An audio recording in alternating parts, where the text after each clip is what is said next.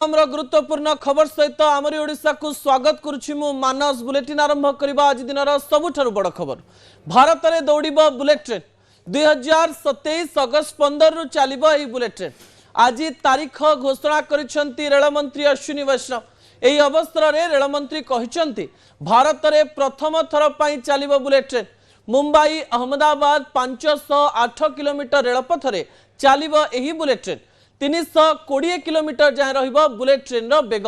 पांचटी पर्याय संपूर्ण 508 kilometre चलिबो train 508 kilometre को 2 घंटा 17 मिनिट रे अतिक्रम करिबो बुलेट ट्रेन भारत में बुलेट ट्रेन चलिबा पई जाउछि एवं बुलेट ट्रेन केबे चलिबो तार तारीख घोषणा करिसेंती रेलमंत्री अश्विनी वैष्णव 2027 अगस्त 15 रे देश रे बुलेट ट्रेन चलिबा पई जाउछि 508 किलोमीटर रास्ता अतिक्रम करिबो बुलेट ट्रेन।